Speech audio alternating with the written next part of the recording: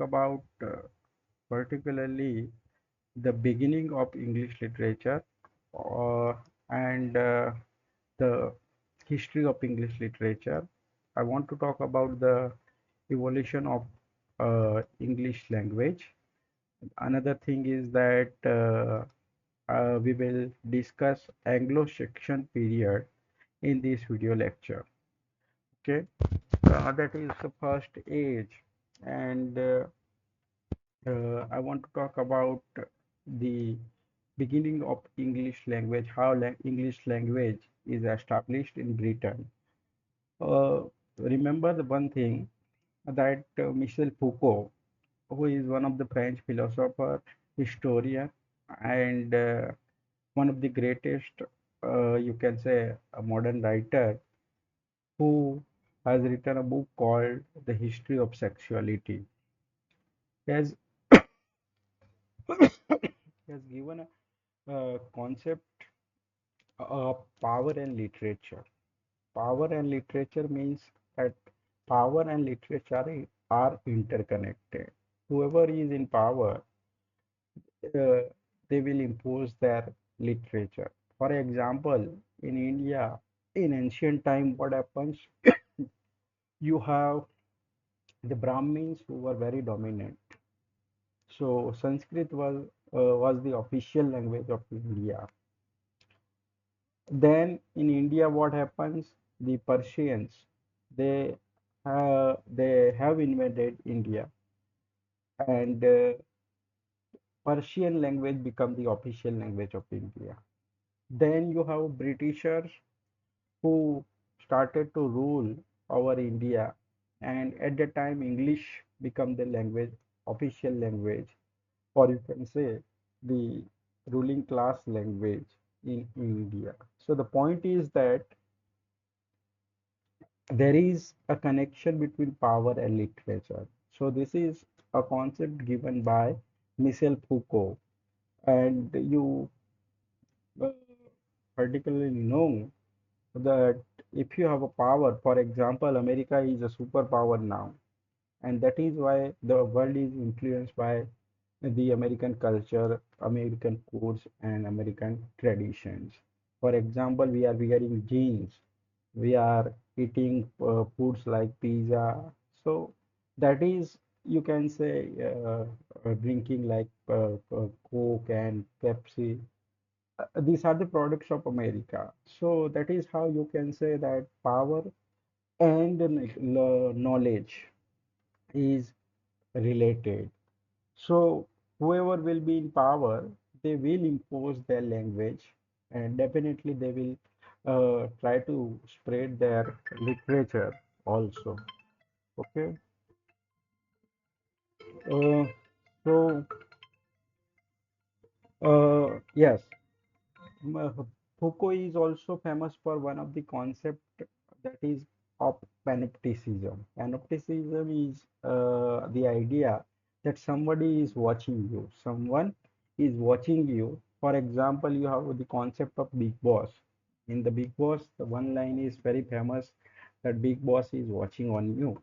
Means someone is watching on you. You have a novel of George Orwell that is 1984.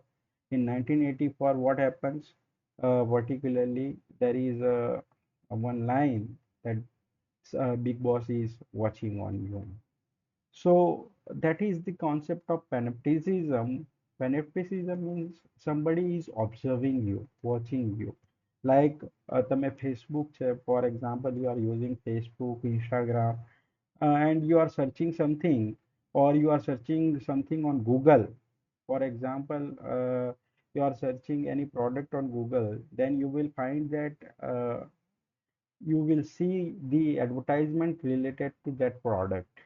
So internet જે છે એ તમારા પર watch રાખી રહ્યું છે, means your private data is taken by the internet. So uh, that is the concept of panopticism. Remember this concept, that is also given by Michel Foucault, the French writer. Now I want to talk about why I'm talking about this theory. The important aspect of this theory is that that Greeks were very powerful earlier, and that is one of the advantage. When you are in power at the time, you can call other inferior. So what happens when Greeks were powerful at that time? They considered Roman, even Roman, as uncivilized. When Roman becomes powerful, they consider Britain, or you can say British people, uncivilized. Then when Britain become powerful, they consider people like us, Indian people, they are uncivilized and cultured. So that is the thing related to power, that you have an extra advantage, that you can say that other peoples are barbaric, other peoples are uncultured. So what happens, particularly earlier Greeks were very powerful, so the influence of Greek language is visible in English literature. Another thing is that from the 52 to 410 AD, actually Romans were ruling over Britain. At the time, you don't have a concept of boundaries. ये समय कोई boundaries or concept होतो नहीं. Those who are powerful, they will attack another part of the nation, and that territory will become the part of the nation who wins the war. તો આ રીતે જે છે કોન્સેપ્ટ છે એ વખતે કોઈ બાઉન્ડ્રીનો કોન્સેપ્ટ નહોતો. But at the time Romans were ruling over Britain, and Brittany was the name, and sometimes it is known as Britannica. Britannica. Britannia, that is the name of the biscuit uh, after this name, Britannica. Okay. And now what happens, that Romans ruled over Britain for, you can say, from 52 BC to 410 AD, and that is the reason that you can see the Latin influence on English language. And even the alphabets of English language, that is A, B, C up to X, Y, Z, they are not an English alphabet, they are Latin alphabets. And that is how you can say that these alphabets are accepted by the British, or you can say at the time British. Another interesting thing is that when Romans were in power, then in 410 AD they left Britain. And at the time, you have the arrival of Anglo-Saxon and Jutes. These are the three tribes who arrived in Britain around 450, or sometimes history book refers as 452. So 452, that is the year where you have the beginning arrival of Anglo-Saxon and Jutes. Now Anglo-Saxon and Jutes, these were the three Germanic tribes. Anglo were Anglo were in much more in number, and you can say that they were powerful in these three tribes. So they settled down in the land called Britain, and that is known as Anglo land. Anglo land, and that is how you have England. Now, this earlier in Britain, actually, the people were known as Brythons. The British people were known as Brythons, and their language was Celtic and Gaelic. Celtic and Gaelic. That was, you can say that every region has has its own dialects. For example, in Gujarati also, you have different type of versions found in different types of region. સૌરાષ્ટ્રનું ગુજરાતી હશે તો અલગ હશે, કચ્છનું ગુજરાતી છે તો કચ્છી ગુજરાતી અલગ હશે, મહેસાણા અમદાવાદનું ગુજરાતી છે તો એ અલગ જોવા મળશે. So this can you have another dialect, that is Kentish dialect, and Kent is one of the name of the place in Britain. And at the time, what happens? These Anglo-Saxon and Jews, they have settled down in Britain, and their language was English, and that is how you have the mixture of Greek plus Latin plus this English and local language or local dialects like Celtic and Gaelic.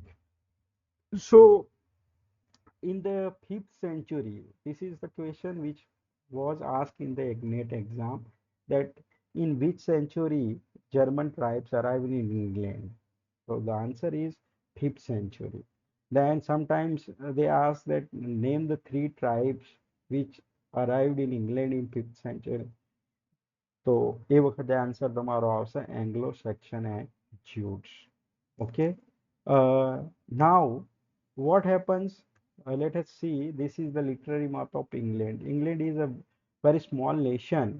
Compare, you can compare with this nation with the map of Gujarat, and the population of England is around, you can say, 6 or 7 crore, like Gujarat.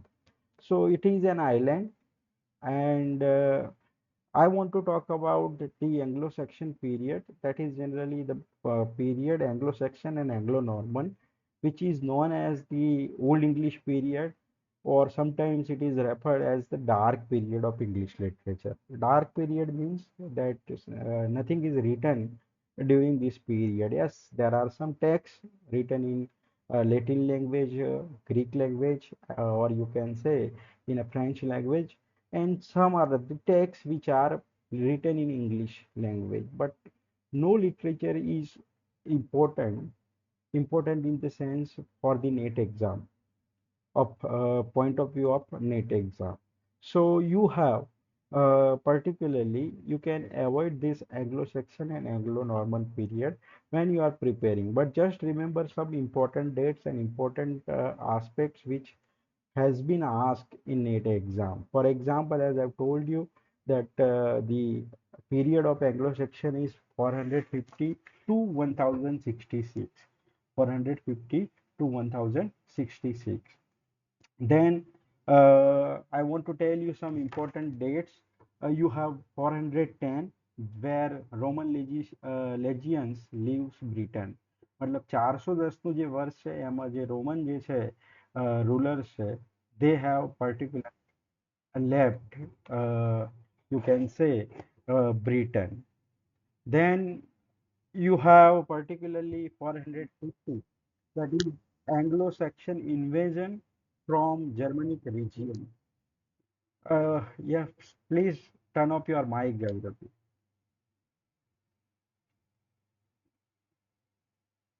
Hello.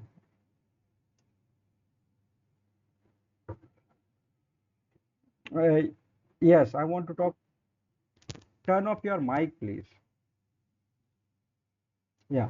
So 450, that is Anglo-Saxon invasion, and sometimes history book referred as 452 also. So remember 450, 452.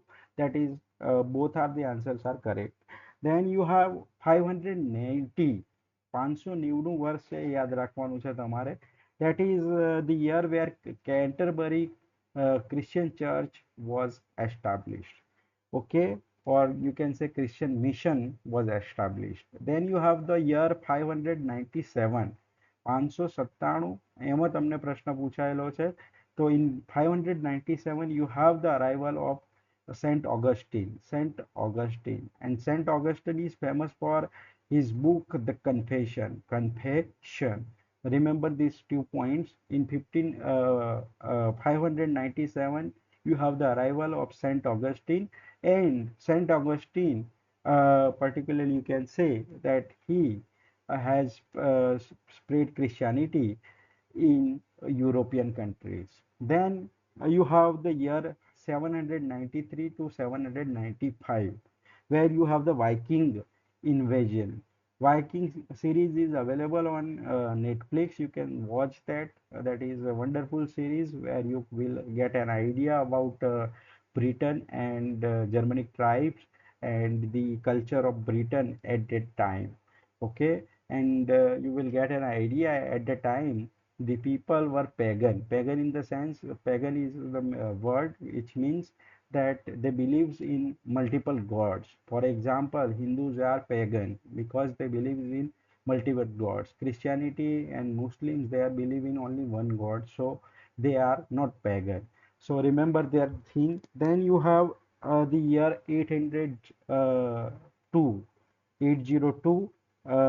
England become united under the King Egbert. Remember the name King Egbert, Egbert. Okay. Now what happens earlier, you have different parts, but in this period England become united, and Wales, London, Ireland, Scotland, this four nation makes the great United Kingdom or the Great Britain. બરાબર એ યાદ રાખજો. Then you have 885, where you have the partition of England, and at that time you have the king Alfred the king. Okay, we will see about Alfred because he is considered as one of the important figure in the Anglo-Saxon period, because he is considered as the father of old English prose, or you can say father of uh, English prose in Anglo-Saxon, or you can say old English period. Then you have the year 970 to 926, where England regains Danish held territories. Denmark જે છે એની જે અમુક જગ્યાઓ છે એ ડેનમાર્કે બ્રિટનની જગ્યાઓ capture કરી હતી. એ જગ્યાઓ છે ફરીથી પાછી જે છે ઇંગ્લેન્ડે આ સમય દરમિયાન રિગેઇન કરી, એટલે કે ફરીથી પોતાની ટેરિટરીઝ છે એ જીતી લીધી. Then you have the year 1066. This is the one of the important year because it marks the end of Anglo-Saxon period. It marks the end of Anglo-Saxon period. So Anglo-Saxon period is uh, a period started from 450 and ended in 1066. And from 1066 to 1340, or you can say up to 1300, up to the age of Chaucer, that is known as the Anglo-Norman period. In Anglo-Norman period, you have the French invasion, and one of the king of Normandy, whose name is William of Normandy. William of Normandy. Who defeated King Harold. જ્યારે આ 1066નું વર્ષ હતું ત્યારે William of Normandy, Normandy ફ્રાન્સનું એક પ્લેસનું નામ છે જેમને king હેરોલ્ડને હરાવ્યા હતા. અને આ જે જગ્યા છે એ જગ્યા છે હેસ્ટિંગ નામની પ્લેસ ઉપર જે આ યુદ્ધ થયું હતું. That is why it is known as the Battle of Hastings. This is the question which has been asked in NET exam કે why this is known as a Battle of Hastings, અથવા તો Battle of Hastings માં કયા king છે એ કોને હરાવ્યો હતું, વર્ષ છે એ તમને પૂછાયેલું છે. Okay, so remember these important dates in the Anglo-Saxon. I want to show you something from the Anglo-Saxon period, and let us see that what we have to discuss in the upcoming lectures. We have to discuss Anglo-Saxon period, then Anglo-Norman period, then you will have age of Chaucer, then you have a Renaissance, that is also known as the age of Elizabethan, then you will have age of Milton, Restoration period, age of Pope, age of Johnson, age of Romanticism, or you can say Romantic age, Victorian age, then you have the modern age, then the postmodern age. And as I've told you, English literature traces its origin to the beginning of history of English people. And you have Celts, Anglo-Saxon, Danes and Normans. આ જે છે એ જે છે તમારે ત્યાંની જે પ્રજા જે છે એનું નામ છે. બરાબર, આ જે ટ્રાઇબ છે Anglo Saxon, Jutes, Danes, Celts, Normans. અને મેં તમને શરૂઆતમાં કીધું એ પ્રમાણે Celts and Gael, they were the particularly you can say local people of Britain. બરાબર, હવે તમારી જોડે શું છે કે કેલ્ટ એન્ડ ગેલ જે છે, Celts and Gael, they were speaking Celtic and Gaelic language. એમની લેંગ્વેજ કઈ હતી? Celtic and Gaelic. And Celts were the, you can say, the earliest inhabitants of England. તો કે પહેલી જે પ્રજાતિ કોઈ, અથવા તો તમે કહી શકો કે જે વસવાટ પહેલેથી કોઈ કરતું હતું તો એ કોણ કરતું હતું? Celts કરતા હતા. Then you have the Romans who conquered Britain in 1430, sorry, 1443 AD. Okay 43 એડી. હવે રોમન જે છે એમને બ્રિટન પર કબજો કરી લીધો 43 એડીમાં, અને 43 એડીથી લઈને 410 એડી સુધી એ લોકો છે પર્ટિક્યુલરલી બ્રિટન પર રૂલ કર્યું. સો what happens, they impose their language Latin, and that is why, as I've told you, English alphabets A B C D up to XYZ, they are not English alphabets, they are Latin alphabets. હવે તમારી જોડે શું છે કે આ જે કેલ્સ અને gallic જે પ્રજા છે એની સાથે સાથે અરાઇવલ થાય છે 5th સેન્ચુરી એડીમાં Anglo Saxon and Jutes, and they came into England in the later part of the 5th century. Later part means second part, that is 452, 52 or 450. Then you have the particularly numerous name Anglo land. જે Anglo people હતા એ જે જગ્યાએ settle થયા એનું નામ Anglo land કહેવામાં આવ્યું, અને એના પરથી જે છે ઇંગ્લેન્ડ નામ તમારી જોડે આવે છે. આ એ વખતનો નકશો છે તમારી સામે ઇંગ્લિશનો, જે છે તમને મેં કીધું એ પ્રમાણે at the time it was known as Britain, it was known as a Britons, અથવા તો જે પીપલ જે છે they were known as Brython. Another thing is that it is known as a Brittany, and sometimes it is known as a Britannia. Britannia means જે રીતે આપણે ભારતમાં છે ભારત માતા કહીએ છીએ એ જ રીતે બ્રિટાનિયા જે છે ઇંગ્લેન્ડમાં પોતે નેશનને માતા તરીકે ગણે છે, તો એને બ્રિટાનિયા કહેવામાં આવે છે. So this is the particularly earlier map of England. અને તમે અહીંયા જે છે મેપમાં મેં જે છે એમાં જોઈ શકો છો settlement of Anglo Saxon and Jutes in Britain about 600. તો એમાં જે પબ્લિક કઈ કઈ જગ્યાએ સેટ થઈ એમનો એક નકશો તમને આપેલો છે બરાબર. અને એમાં જે છે તમને બીજા પ્રદેશોના નામ પણ આપ્યા છે. તો બ્રિટન જે છે આ અલગ પ્રદેશ છે. પછી તમારી જોડે સેસેક્સ, પછી એક બીજો પ્રદેશનું નામ છે બ્રિટનોસ, કેન્ટ છે એ તમારી જોડે છે, ઈસ્ટ ઇંગ્લેન્ડ છે એ તમારી જોડે છે, ડેરિયા જે છે એ તમારી જોડે છે એ જોવા મળે છે. તો ખાલી તમારા ફક્ત નોલેજ માટે આ વસ્તુ છે, આને યાદ રાખવાની કોઈ જરૂર નથી. This is again the C map. તમે જોઈ શકો છો આ એક આઇલેન્ડ છે, ટાપુ છે, અને બ્રિટન એકદમ નાનો એક દેશ છે બરાબર. ફરીથી તમે જુઓ, જો અત્યારે તમે જુઓ છો એંગ્લો સેક્શન જ્યુટ્સ જેમનું ઇન્વેન્શન થયું ત્યાં મતલબ રોમન્સ છે એ છોડીને ગયા અને એના પછી એ સેટલ થયા. તો એ વખતે જે છે સ્થિતિ હતી, તો એંગ્લો છે પર્ટિક્યુલરલી આ જગ્યાએ સેટલ થયેલા છે. કર્સર ફેરવી રહ્યો છે એના પર તમે જોઈ શકો છો, દેટ ઇઝ એંગ્લોલેન્ડ. પછી અહીંયા જે છે સેક્શન છે એ સેટલ થયા, અને જ્યુટ્સ છે બહુ ઓછી માત્રામાં હતા અને એ અલગ અલગ જગ્યાએ અહીંયા સેટલ થયેલા છે. અને આ ત્રણેયનું મિક્સર થઈને તમારી જોડે બ્રિટન છે એ જે છે એ બને છે બરાબર. તો આ જે છે એ તમારે ધ્યાનમાં રાખવાનું છે ફક્ત ફોર યોર નોલેજ. બીજી બધી કોઈ માહિતી જે છે તમારે યાદ રાખવાની જરૂર નથી. Now what happens, as I've told you, that in Britain there was a pagan religion. Pagan religion means there was no Christianity at that time, because we have particularly at that time there was no Jesus Christ. અને આપણે તમે જાણો છો કે અબ્રાહિમિક જે religion છે એમાં ત્રણ ભાગ પડે છે, એક ક્રિશ્ચિયાનિટી, એક મુસ્લિમ અને ત્રીજું છે જ્યુડાઇઝમ. તો આ ત્રણેય રિલિજિયનની એક કહી શકાય તો શરૂઆત છે એકબીજાની આસપાસ થયેલી છે. ક્રિશ્ચિયાનિટી પહેલાં જે છે પ્રોફેટ મોહમ્મદ છે એ જે છે એનો રેફરન્સ આપણી જોડે જોવા મળે છે.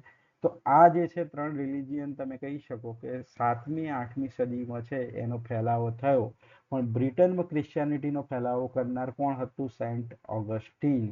અને સેન્ટ ઓગસ્ટીનનું જે વર્ક છે એમનું નામ છે confession. And at that time you do not have a writing. Most of the literature is in oral form. અને બીજું છે કે after 597 the people were converted into Christianity because the influence of Saint Augustine, and his mission was to spread Christianity in England. એમનું mission જ શું હતું? ક્રિશ્ચિયાનિટીનો ફેલાવો કરવો ઇંગ્લેન્ડ અને યુરોપિયન કન્ટ્રીઝમાં. Roman was already, you can say, the Christian nation at that time. અને એ રોમ છે ત્યાં જે મેન ચર્ચ છે, તમને ખબર છે કે મેન જે ચર્ચ છે ત્યાં રોમ કેથોલિકનું સેન્ટર ક્યાં છે? ઇટલીમાં. તો એ જે છે એ વખતે ઓલરેડી ક્રિશ્ચિયન નેશન થઈ ગયો હતો, અને એના પછી બ્રિટન જે છે એમાં અને બીજા યુરોપિયન કન્ટ્રીઝમાં ક્રિશ્ચિયાનિટીનો ફેલાવો થયો. Now you have some old English પીરિયડમાં થોડી બુક્સ તમને મળે છે, but most of the books are written in a Latin language, and that is why in NET exam these questions are not asked, because most of the literature is written in Latin language, or the language that is known as Old English. Now Old English was very different, is very different from the modern English અત્યારે આપણે જે ભણી રહ્યા છે એનાથી. જેમ કે આપણે અત્યારે ફાધરનું સ્પેલિંગ છે FADHER છે, તે વખતે સ્પેલિંગ ફાધરનો છે FADER હતો, મધરનું પણ એ રીતે સ્પેલિંગ અલગ હતો. તો for example the means you. તો આ ઓલ્ડ ઇંગ્લિશમાં જે છે ઘણા બધા શબ્દો છે એમનો સ્પેલિંગ અને મિનિંગ પણ અલગ હતો. તો એના કારણે આ જનરલી આ જે છે એ ઓલ્ડ ઇંગ્લિશનો કોઈ સિલેબસમાં પણ પ્રશ્ન પૂછાતો નથી. બરાબર.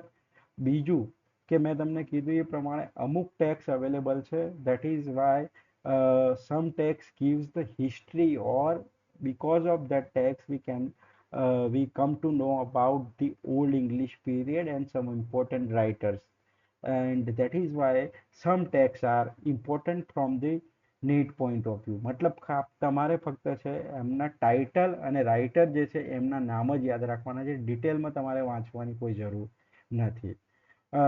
મેં તમને આગળ જે રીતે ક્રોનોલોજી કીધી એ ફરીથી અહીંયા ક્રોનોલોજી છે તમારી સામે આપેલી છે. 449 ઘણી વખતે મેં તમને કીધું એ પ્રમાણે 448 છે, કોઈ બુકમાં આપેલું હશે, કોઈ બુકમાં 449 હશે, કોઈ બુકમાં 450 છે, અથવા તો કોઈ બુકમાં 452 આપેલું હશે. પણ તમારે 450 અથવા તો 452 છે એને સાચું ગણીને ચાલવાનું છે. અને આજુબાજુ કોઈ આ રિલેટેડ આવો પ્રશ્ન પૂછાય છે તો 450ની આજુબાજુની જે ડેટ હોય એ જે છે એ તમારે કરેક્ટ આન્સર તરીકે ગણવાની છે. Then you have in 547 settling of Angles, means જે એંગ્લો જે ટ્રાઇબ્સ હતી એ સેટલ થઈ. આગળ જતા તમારી જોડે જે છે સેન્ટ એડન કરીને જે છે એ જે છે આવે છે, જે મહત્વનું આપણા માટે નથી net point of view. Then you have the conversion of Northumbria. એ પણ પોલિટિકલ જે છે એ ઘટના છે, આપણા માટે મહત્વની નથી. ડેન્સ કોન્કર નોર્થુમ્બ્રિયા, એ પણ પોલિટિકલ જે ઘટના છે તો એ આપણા માટે મહત્વની નથી. આપણા માટે મહત્વની ઘટના છે દેટ ઇઝ બેવુલ્ફ. એક પોયમ જે છે એ તમને જોવા મળે છે 7th અને 8th સેન્ચુરીની વચ્ચે. Now who is the writer of this poem? We don't know. This is poem written by unknown writer, અને આપણી જોડે કોઈ ડિટેલ નથી. પણ Beowulf is one of the epic poem and one of the important literature of this period. બીજી એક ઘટના બને છે એ છે આલ્ફ્રેડ જે છે the king, Alfred the king who was king of Wessex. એ જે છે એ 871 871ના વર્ષમાં બને છે. તો તમારે આ જે છે ખાલી નામ યાદ રાખવાનું છે Alfred, because Alfred is known as the father of the old English prose. બરાબર. હવે આપણે આગળ જઈએ જે છે આ ક્રોનોલોજીમાં, તો પર્ટિક્યુલરલી તમારે જે છે 901 901માં આલ્ફ્રેડનું મૃત્યુ થાય છે. અને 1000 જે છે 1000 અત્યાર સુધી you have the oral form of Beowulf, but 1000માં જે વર્ષ છે એમાં તમારી જોડે જે છે રિટર્ન ફોર્મ છે બેવોલ્ફનું આવે છે. અને after that you have an Anglo-Norman period. As I've told you, from 1066 તમારી જોડે Anglo-Norman period આવે છે. We will talk about the Anglo-Norman period in a later part, or you can say in a next lecture. But remember that કે Christianity અને મુસ્લિમની જે religion છે એની શરૂઆત થવાની સાથે સાથે એક બીજી ઘટનાની શરૂઆત થઈ ગઈ. એ ઘટના છે દેટ ઇઝ ક્રુસેડ. હવે ક્રુસેડ શું છે એ તમારે ધ્યાનમાં રાખવાનું છે. તો ક્રુસેડ ઇઝ અ રિલિજિયન વોર જે છે એ બે ધર્મ વચ્ચે લડાતી હંમેશા શરૂઆતથી રહી છે, that is between Christianity and Muslim. તો ઘણી વખતે શું છે, મુસ્લિમ છે એ પાવરફુલ હતા, તો મુસ્લિમ છે એ આ વોરમાં જીતતા, અને ઘણી વખતે શું છે, ક્રિશ્ચિયન છે એ જીતતા. તો આ વોર છે કન્ટિન્યુઅસ નથી રહેતી, વચ્ચે વચ્ચે ચાલુ થાય, વચ્ચે વચ્ચે કોઈ એટેક કરે, ઓટોમન એમ્પાયર છે એટેક કરતું, ઘણી વખતે યુરોપિયન કન્ટ્રીઝ છે, રોમ છે એટેક કરતું. તો આ રીતે જે છે વચ્ચે વચ્ચે તમારે આ રીતે ક્રુસેડ થતા રહ્યા. અને ઘણી વખતે શરૂઆતના જે સમય છે આમાં મુસ્લિમ્સ આર વેરી પાવરફુલ, તો મુસ્લિમ્સ છે એ વિનર થયા. અને પછી છે ધીમે ધીમે જે છે Christians become powerful and they use to win this crusade. પણ તમને ખાલી એટલું યાદ રાખવાનું છે, ક્રુસેડનો મતલબ શું છે, religion war between Christianity and Muslim. Okay, હવે તમારી જોડે જે છે બેવુલ્ફની માહિતી હું તમને આપી રહ્યો છું. તો પહેલું જો છે, this is the first return literary creation in English. This is the earliest and one of the greatest epic in Anglo-Saxon period, or you can say in the English literature. બરાબર. હવે તમને એક પ્રશ્ન પૂછાઈ શકે છે કે કેટલી લાઈન છે, તો એક્ઝેક્ટ લાઈન છે 3182. આ તમે નોટ કરી દો, 3182 લાઈન છે એક્ઝેક્ટલી. બરાબર. Okay. We don't know the writer of Beowulf. Beowulf is the hero of this poem. અને એપિક છે એના કારણે તમને હું કહી દઉં છું એની story. There is one hero whose name is Beowulf, અને રોદગર કરીને એક કિંગ છે, એનો ભત્રીજો થાય છે આ બેવુલ્ફ. હવે રોદગર જે છે એના ઉપર એક ગ્રેન્ડેલ કરીને મોન્સ્ટર છે એ એટેક કરે છે. તો એના પોતાના જે નેશન છે એને બચાવવા માટે એ પોતે પોતાના નીસ છે બેવુલ્ફને બોલાવે છે. So Beowulf fights with Grendel and he kills Grendel. તો ગ્રેન્ડલ જે છે એને મારી નાખે છે. અને આ રીતે બેવુલ્ફ છે એ હીરો આ એપિકનો છે.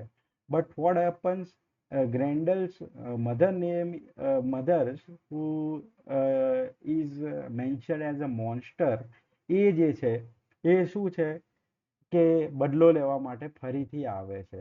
And you have a fight between the monster, Grendel's mother and Beowulf. And in this fight, what happens? Beowulf kills Grendel's mother, but he eventually dies at the end. આ રીતે એપિક જે છે પૂરું થાય છે. તો મેં તમને પ્રશ્ન પૂછાઈ શકે છે, એક તો બેવુલ્ફમાં જે વિલન છે એનું નામ શું છે, તો એ વિલનનું નામ યાદ રાખજો, ગ્રેન્ડલ. બરાબર. બીજું છે 3182 લાઇન્સ છે, that is very important, that has been ask in exam. બીજું છે કે તમારે જે છે બેવોલ્ફ પર એના પરથી ઇન્સ્પિરેશન લઈને ઘણી બધી પોયમ લખાયેલી છે, Widsith, Waldere and Exeter book.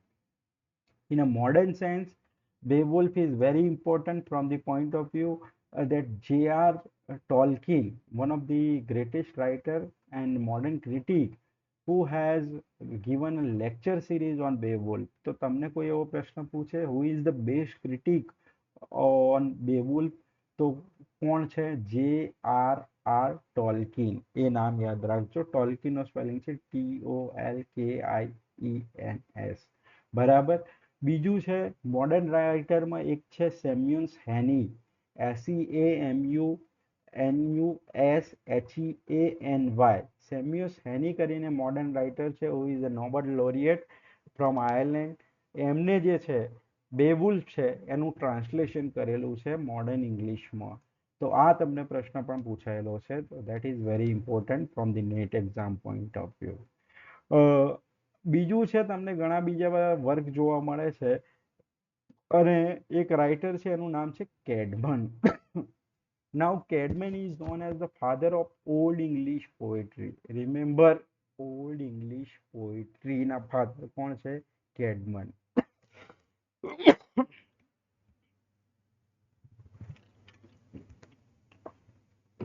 હવે કેડમેન છે એ પર્ટિક્યુલરલી એમના અમુક વર્ક છે, એ વર્ક છે હિમ્સ, HYMNS. એ ફેમસ છે.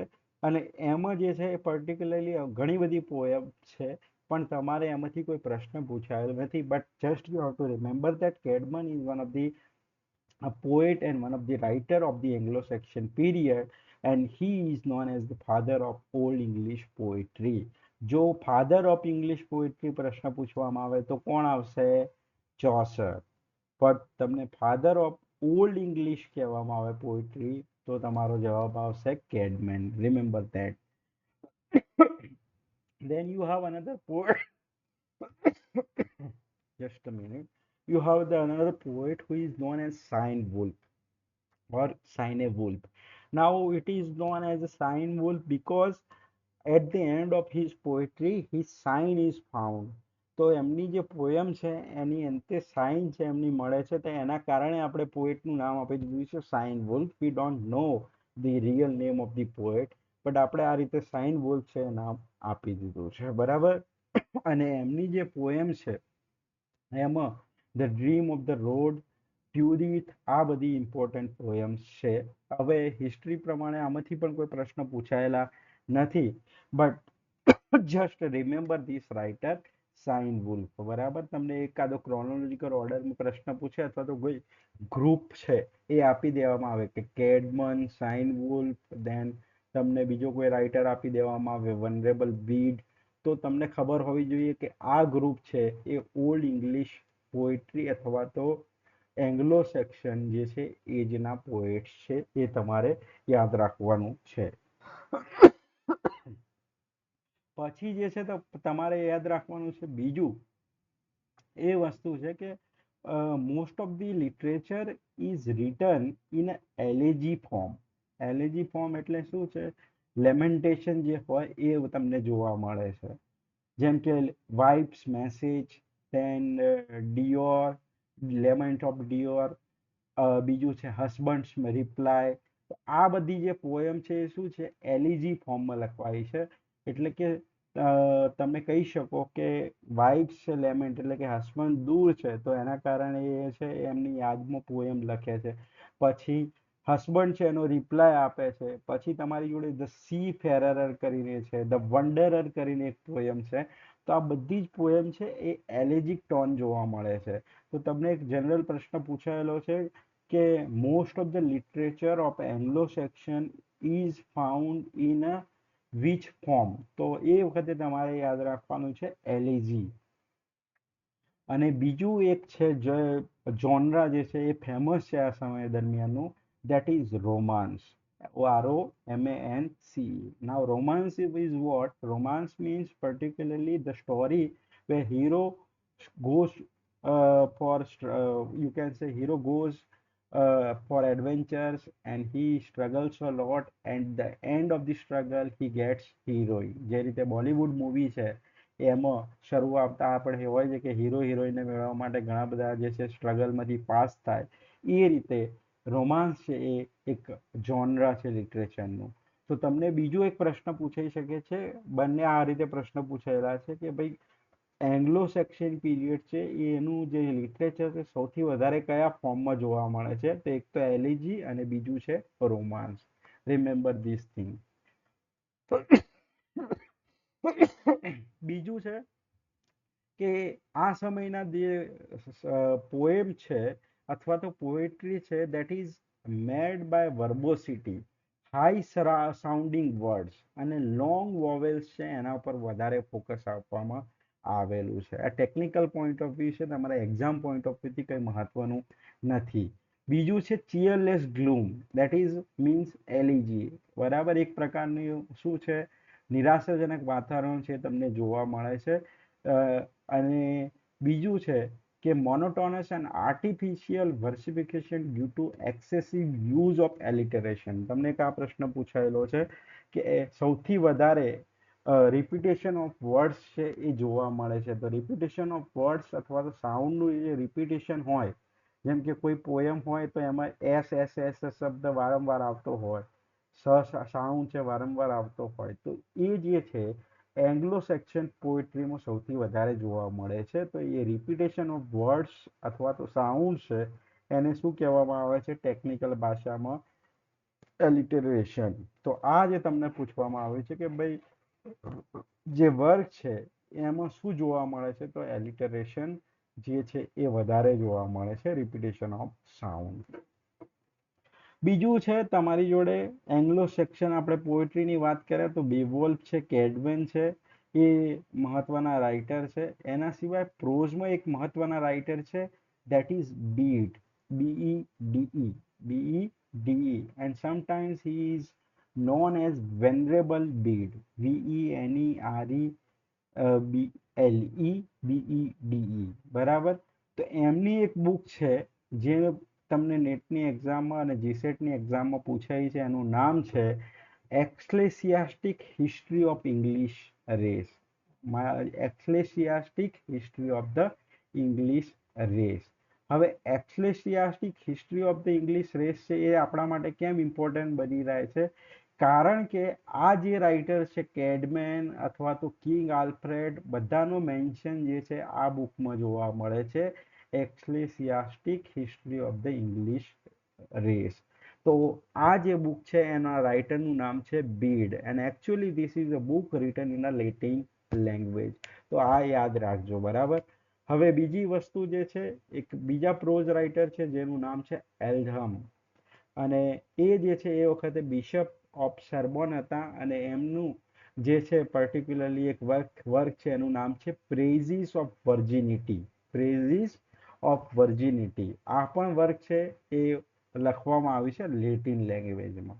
તો આ તમારા માટે કયું વર્ક મહત્વનું બની જાય છે, ecclesiastic history of English race. બીજી વસ્તુ છે કે તમારી જોડે એક કિંગ આવે છે એંગ્લો સેક્શન દરમિયાન, એમનું નામ છે આલ્ફ્રેડ. હવે Alfred was not only a great king, he was also a great literary figure because he is known as the father of English prose, બરાબર. તો એમને જે છે પર્ટિક્યુલરલી શું છે કે જે બીડની જે બુક છે ધ એક્સલેસિયાસ્ટિક હિસ્ટ્રી ઓફ બીડ, જે લેટિનમાં હતી એ એમને ઇંગ્લિશમાં ટ્રાન્સલેટ કરવાનું કામ કર્યું, બરાબર. બીજું છે એક હિસ્ટ્રી એન્ડ જીઓગ્રાફી ઓફ ઓરોસિયસ. પછી જે છે ધ કોન્સોલેશન ઓફ ફિલોસોફી ઓફ બોઇથિયસ. બોઇથિયસ કરીને એક ફિલોસોફર છે જે આગળ જતા ચોસર પણ જે છે બોઇથિયસને જે છે ટેક્સ છે એને ટ્રાન્સલેટ કરે છે ઇંગ્લિશમાં. ગ્રીક ફિલોસોફર હતા, અને તમે કહી શકો કે પ્રિઝન લિટરેચર જે છે એમાં મહત્વનું નામ છે બોઇથિયસ, કારણ કે ફર્સ્ટ રાઇટર જે છે પ્રિઝન લિટરેચર, જેલમાંથી કોઈ લખતું હોય તો એ રાઇટર છે બોઇથિયસ. તો આ તમારે ધ્યાનમાં રાખવાનું છે કે આ બધા જે વર્ક છે એને ટ્રાન્સલેટ કરવાનું કામ કોણે કર્યું છે, king Alfred, and that is why he is known as the father of English prose. Then particularly શું છે કે એંગ્લો સેક્શન ક્રોનિકલ જે છે એમને લખવાનું એમને શરૂઆત કરી હતી. It is the most important work of Anglo section period, જેમાં તમારી જોડે રોમન ઓક્યુપેશનથી લઈ અને 12th સેન્ચુરી સુધી શું છે તમારી જોડે હિસ્ટ્રી જોવા મળે છે. એકચ્યુઅલી આપણે આગળ જોઈ ગયા પ્રમાણે એ પોતે 899ના વર્ષમાં મૃત્યુ પામે છે, બટ એમની જે બુક છે અધૂરું કામ હતું, એ આગળ પણ જે છે એ કોઈએ કામ કર્યું હોય એના પર, કારણ કે હી વોઝ અ કિંગ. એના કારણે એમના જે આગળના જે કોર્ટિયર હોય અથવા તો કોઈ જે ફ્રેન્ડ સર્કલ છે એમાંથી આ બુકને આગળ લખવાનું કામ કર્યું. એટલે આપણને આ બુક છે જે એંગ્લો સેક્શન ક્રોનિકલ, એમાં રોમન ઓક્યુપેશનથી એટલે કે તમારી જોડે 43 એડીથી લઈ અને છેક 1299 અથવા તો તમે કહી શકો કે 1200 સમયગાળા દરમિયાન તમારી જોડે માહિતી મળે છે. તો એટલા માટે આ બુક છે Anglo section chronicle, and king Alfred જે છે આપણી માટે મહત્વના રાઇટર બની જાય છે. હવે આગળનું જે છે એ મિડલ ઇંગ્લિશ પીરિયડ અથવા તો ઓલ્ડ ઇંગ્લિશ જે છે એમાં તમારી જોડે પર્ટિક્યુલરલી એંગ્લો નોર્મન પીરિયડ છે, એમાં બહુ ઓછું લિટરેચર લખાયેલું છે. બટ ફરીથી આપણે જે છે જ્યારે એક વખત પ્રિપેરેશન કરવા બેસીએ છીએ તો એ વખતે સારી રીતે પ્રિપેર કરીએ તો એંગ્લો નોર્મન પીરિયડ છે we will discuss in a next lecture. બીજી એક વસ્તુ યાદ રાખો કે કેરેક્ટરિસ્ટિક શું છે. તમને એક પ્રશ્ન આ રીતે પૂછાયેલો છે કે in Anglo-Saxon period, most of the literature is, you can say, religious in because of. હવે રિલિજિયસ છે અને ક્રિશ્ચિયાનિટીની થીમ તમને જોવા મળે છે, તો કેમ જોવા મળે છે? તો એનો આન્સર એ છે કે એ સમયે શું છે કે ચર્ચ જે હતા એમની જોડે જે છે લહિયા એટલે કે લેખક જે હોય એ જે છે એની સુવિધા હતી. બીજું છે કે એમને ફંડિંગ મળતું હતું હિસ્ટ્રી લખવા માટે. તો જે ચર્ચના જે પ્રીસ્ટ હોય અથવા તો સ્કોલર હોય એ ઓલરેડી ક્રિશ્ચિયાનિટીમાં બિલીવ કરતા હોય, તો they have given a Christian touch or you can say some lessons of moralities અથવા તો સરમન જે હોય ઉપદેશની ભાષામાં આ બધું લિટરેચર લખાયેલું જોવા મળે છે. બરાબર, તો આ બધા વસ્તુ તમારે ધ્યાનમાં રાખવાની છે કે ભાઈ કયા કયા કેરેક્ટરિસ્ટિક આ પીરિયડમાં જોવા મળે છે. બીજું છે કે in this period we don't notice any kind of woman writer. બરાબર, તો એ મિસિંગ છે વુમન રાઇટર. અને તમને ખબર છે કે વુમન રાઇટિંગ છે બહુ પાછળથી જોવા મળે છે. આપણી જોડે વર્જિનિયા વુલ્ફ, જેન ઓસ્ટન અને એ રાઇટર્સ છે ત્યારથી તમે કહી શકો કે વુમન રાઇટિંગ છે એ જોવા મળે છે. તો એંગ્લો સેક્શન પીરિયડમાં નહિવત માત્રામાં વુમન રાઇટર્સ છે, એનું કોઈ મેન્શન તમને કોઈ બુકમાં જોવા મળતો નથી હિસ્ટ્રી ઓફ ઇંગ્લિશ લિટરેચરમાં. બીજું છે મોસ્ટ ઓફ ધ જે છે નેચર અથવા તો તમે કહી શકો ટોન જે છે રિલિજિયસ છે. એનું કારણ મેં તમને હાલ કહી દીધું, because most of the literature is written by the priest. બીજું છે પ્રમોટેડ વર્ચ્યુ, મતલબ કે જ્યારે કોઈ છે પ્રીસ્ટ લખતા હોય તે સરમન્સ અથવા તો ઉપદેશની ભાષામાં જ લખતા હોય અને વર્ચ્યુ જે છે એને ગ્લોરીફાય કરવામાં આવ્યા છે, તો એના પર વધારે ફોર્મ છે. બીજું છે verse form. Much of the literature in the medieval period was meant to be listen to rather than read. એને તમે ગાઈ શકો અને યાદ રાખી શકો એવા ફોર્મમાં લખવામાં આવતું હતું. એને વાંચવાની જગ્યાએ શું છે ઓરલી પ્રેઝન્ટ કરવાનું વધારે જે છે ઉદ્દેશ હતો, તો વર્સ ફોર્મમાં છે તમને જોવા મળે છે. બીજું છે સિમ્પ્લાસિટી અને ઇમેચ્યોરિટી જોવા મળે છે. તો સિમ્પ્લાસિટી અને ઇમેચ્યોરિટી મીન્સ કે એ વખતે ઇંગ્લિશની હજુ શરૂઆત થઈ રહી હતી. English was not establish as a language. As I've told you earlier, you have a Greek influence, then you have the Latin influence, then you have your own language that is Celtic and Gaelic, then you have Kentish dialect, then you have Anglo-Saxons, they are speaking English language. તો આ બધાનો mixture થઈને એક language create થાય છે, that is old English. હજુ સુધી English છે ઓફિશિયલ જે છે લેંગ્વેજ બની નથી બ્રિટનની, જ્યારે આપણે વાત કરી રહ્યા છીએ એંગ્લો સેક્શનની. When we will talk about Anglo Norman period, at that time we will come to know that English became the official language of court and education in 12th century in an Anglo-Norman period.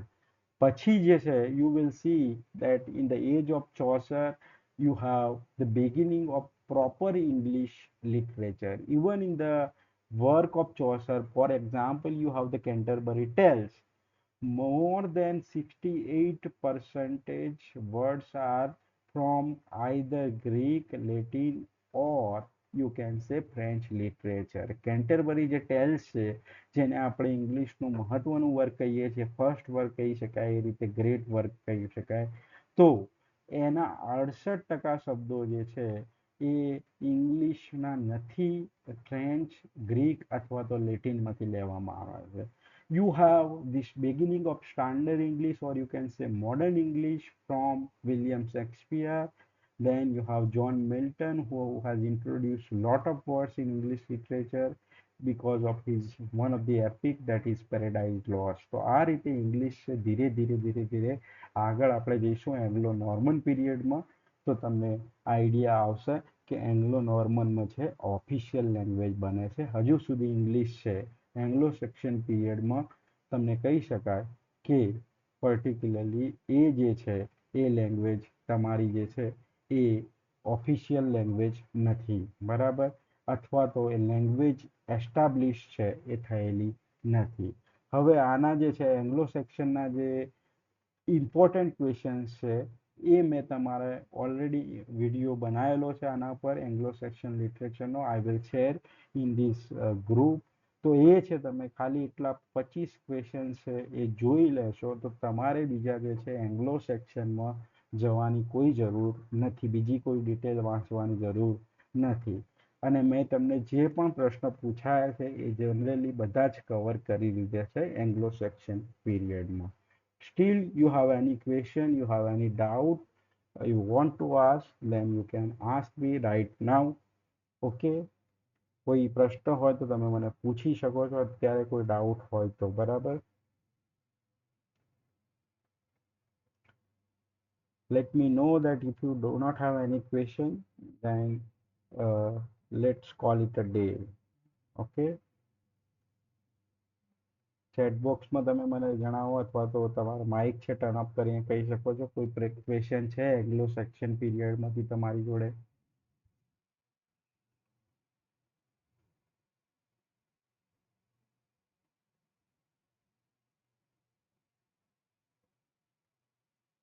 Any question, let me know from the chat box.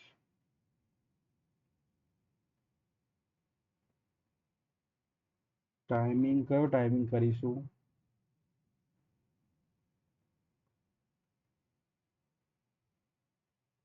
9 થી 10 તો 10 થી 11 કે એવું કંઈક થઈ શકે પછી, but that will be too late.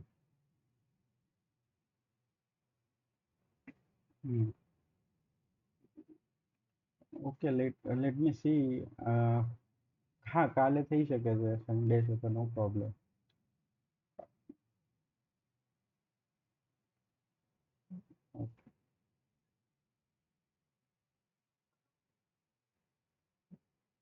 Okay, no problem. I will see that. Okay, I will check. Okay, yeah. So thank you. Good night to all. Yeah.